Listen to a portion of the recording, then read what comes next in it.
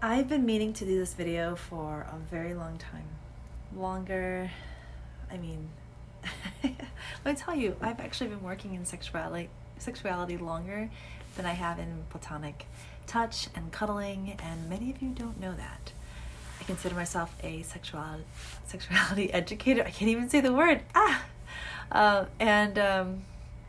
And I haven't been honest with all of you about how I do that work. If you're here local to San Antonio and you're following every little thing I do, then you know.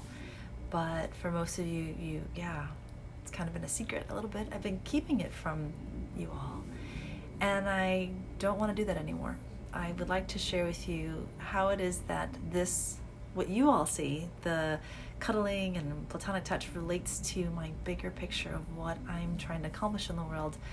And this is my first video of many, hopefully, that I'll explain. It's like, why am I like nervous? It's weird. It's very bizarre. I don't know what came over me. Okay, so I'd like to describe a little bit about a model that I've learned through the Interagency Gender Working Group. And they created something called the 5 Circles of Sexuality.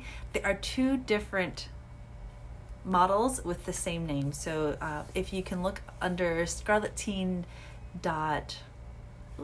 Is it org or .com? But Scarlet Teen, if you look that up, you'll find their 5 Circles of Sexuality, and I just love how they work their model, and so I'll be explaining it to you and how cuddling and platonic touch fit into that, and how our industry fits into that. And then of course I'm looking at the areas in which of sexuality that in the pro cuddle session I do not engage in. Again, but what I'm trying to do is expand our perspective on sexuality so we can see how it fits, how all the things that we do with our body fits in this large idea of sexuality, and that we don't have to be scared of sexuality. I mean, that's the word. I mean, really, you say sexuality, or I say sexuality, and people go, like, oh no, sex. And it's so much more than sex.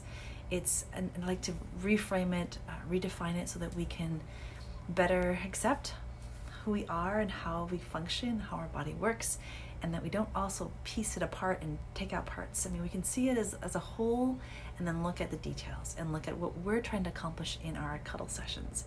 So I'm gonna take you to my fancy iPad. There it is. And we're gonna go through this together. So I kind of created this thing that's not perfect, and that's intentional.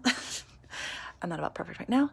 And you can see here there are 5 circles. And I just also want to quickly write down what I said about, Scarletteen. So that's the name of the website. You can look this up and learn more about these 5 circles of sexuality. I'll write the word, 5 circles. I shouldn't have to write this because it's in the description of sexuality. But there you go. Okay. Now, I'm going to name all the different circles. We're going to go one by one. So this one, and I'm going to zoom because it's cool to zoom, and you can see it better later. Okay, so this one is sensuality. Yay. Moving on to our next one, intimacy. We keep following this thing. Yay, thank you. Sexual orientation.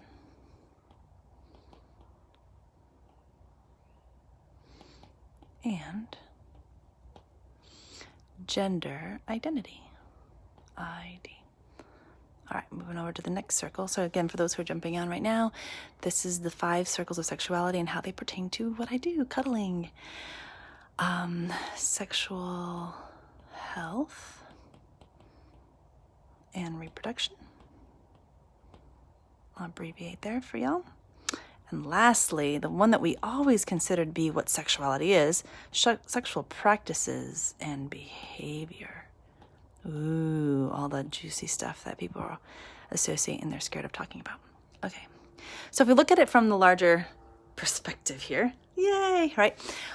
what I want to show you is when I talk about professional cuddling and how it relates to sexuality, it's really more into these two categories. And I'll describe what those mean. And I'll allow you to see my face too as I talk about that. Because most of you are like, wait, we want to see your face instead. All right. Sensuality. That is about our bodies, how we feel about our bodies, our body image, our pleasure, how we experience our bodies, our senses, right? Our sight, our taste. Seeing cuddling is her taste. Tasting the air, I guess. I don't have a taste yummy. Our, hearing, our sense of touch, of course, the most essential part, smell, right? So all of those parts and how we connect with our body and get to experience our body, that's what sensuality is. How we feel about our body, is that, large or small, you short or tall, again, just the opinion we have. And then how we experience pleasure in our body. It could be sexual. So as you can see, some of the circles overlap. And so it could be sexual or non-sexual. But in this case, with thinking about pro-cuddling, it's just how you experience your skin, right? Your touch and pleasure. The second circle that I circled, I said is the intimacy, is the emotional side. It's being willing to express how you feel, vulnerability. It could be risk-taking. It could be just anything that opens up your heart and allows someone to get to know you and you get to know them. Intimacy. It's not the intimacy we think of like sex. It's like intimacy of truly being known and knowing others. So I'm going to go back to our screen. All right. So now we have those two categories that I've just been able to describe. This is, yes, check mark. Yes. Those are the areas in which professional cuddling, they excel in, they work in. Oh my goodness, if you're looking at how do I increase my sensuality in the sense of like awakening my senses and getting better body image and feeling better about my body. Yes. And then intimacy, how do I, get to opening up more and sharing what I feel and being in connection. Like, yes. Now, this next one, sexual orientation and gender identity, is kind of by default. So more than likely, when you're looking for someone to have a cuddle session with, you're going to choose someone that you're attracted to. Like, naturally, yay. It's very rare for me to hear about a hetero man who is 100% hetero, like absolutely 100%, who will look for a man to have a session with. It is a thing if someone's, especially if they're working on their intimacy with same-sex stuff, like that comes back to here. But more than likely, you're going to find someone you're attracted to. Makes sense. And then, of course, your gender identity, and I should have also put expression, right? If you can, how you see yourself, your gender. You may be someone who considers himself a woman and you want to just be with women, and that's all great too. Like, that's maybe how you want to connect. Again, it's kind of going back to intimacy though. See how they overlap right here? That part right there. That's what's really important. Then you get into sexual health and reproduction. Now this one, I'm going to put it like a little bit of a squiggle, like, yeah, a little bit. Sometimes clients come in, and this is kind of a side. I'm going to actually have you look at me now here. They come in with these like needs that are not within the realm of professional cuddling. I'm just going to mention them because they're just honest, not because this is what we're advertising in any way. Absolutely not. But I've had clients say, I haven't had an erection in 10 years. And I don't have sex. I don't have any kind of intercourse. I don't have a chance to, they'll masturbate, but they haven't had an erection with another person. Let me bring that back a little bit. So they do masturbate, but they will not have an erection with someone, or they haven't had the opportunity to, and they're not willing to go out and have sexual services done to them or to do that. So what they do is they come to me, again, I'm not advertising this. They show up and they say, I just want to know, can I have an erection? They don't plan to do anything about it. They just kind of want to know, like, is this a thing? And sometimes they can't, because that's something that there's other issues underneath all of that. Sometimes they do, and it's a big, like, yay, I can, even though I'm not gonna do anything about it. It's just there. But it has been as people who own penises, their relationship with their penis is kind of a big deal. This has been a space where they can kind of see like what does show up, no pun intended, but not show up outside their pants, of course. But like, it just is there, it's a thing. I tend to ignore erections, or if it's, I don't center erections, I'll say better said.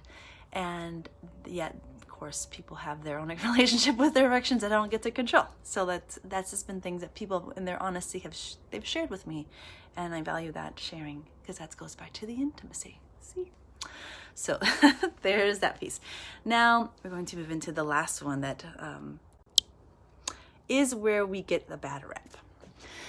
So this one here, actually I'm going to turn this into a red color. Sexual practices and behavior. This is what I think people often think is happening in our sessions. I'm going to tell you that when done ethically and within our own codes and with best practices, we are not engaging in anything sexual. If you call yourself a professional cuddler within the industry and you are doing your best to follow the code of conduct, this is not happening. Come back to me. So that's a tricky one though, right? Because it also is based on intention. Again, I don't get to decide what's happening in the mind of my client or within practitioners. I don't get to decide that. But this is an area where it is kind of tricky to figure out, like, where does it become sexual and not? What if and see how sensuality overlaps with sexual behavior and practices, because there's a client that I'm experiencing right now that is really big on sense of smell, and that can be really arousing, and it could, we have to decide, is this a sexual session or not a sexual session, and have that distinction without shaming, without judging. Every person gets to be who they want to be. In a professional cuddling session, though, we discourage any kind of sexual arousal or moving towards the sexual, like encouraging that experience. And it's tricky, but it is what we try to hold the line, because there's so much on the other 5 circles that we can work on, y'all.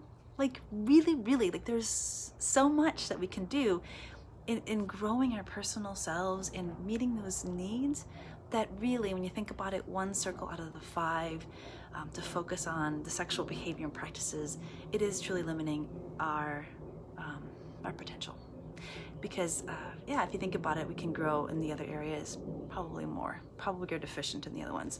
And lastly, just to follow the model, in case you do research on this model, and I think I'd like to change the colors, but how do I do that? Oh no, I didn't research this question. Do I get to change colors? All of you out there are gonna be like, that's how you change the color. And I don't remember. All right, I'm gonna change it to blue. Okay, so there is a circle that belongs right here. And as somebody who's passionate about social justice and accessibility and all the social forces that govern our lives, here, now I'll put that in. How do I get back the other thing? Oh, there it is. All right, in red. Power and agency. This is extremely important. And then I'd like to go into this possibly in the future and explain how in cuddling, if you don't have the money to come see one of us, you may have the power to cuddle, but you may not have the agency to cuddle, right? If you have a specific type of mental health issue that really inhibits you from having intimacy, you may not have the power to cuddle and have that connection, intimacy, even though you may have agency. So there's power, and agency really plays into how all of these are accessed, and it does create a lot of, makes it difficult for people to come see me or see any of us that do this work. So this is kind of a baby intro into how sexuality relates with cuddling, and I hope to have again more videos that go more in depth with all of this, and most importantly, want to elevate the word sexuality and make it so that it's safe to use, safe to be the full expression of sexual beings. I am a sexual being. We all are sexual beings, even if we don't express anything of our sexuality, of like sexual practices and behavior. We live in community, and we need each other, and how we choose to put ourselves on the world matters. Lastly, I have a theory, if you made it this far in the video, that every decision that I make for myself is a decision made in sexuality. It is touching one of these circles. So for example, what I choose to wear, what color I wear is part of my sensuality. How I communicate in the world is part of my intimacy. How I choose to identify with, of course, my gender, which gender I am, that fits into it as well. If I have long hair, short hair, even though that's not really a gender thing. But anyway, like, again, how we understand gender, how I take care of my body, of course, is our sexuality, and how I engage with other people is my sexuality. So thinking about, it's not scary, y'all. It's not. This is a beautiful part of how we are created as humans, and I hope celebrated, and I hope that this video helped explain more about how you can engage in a session better.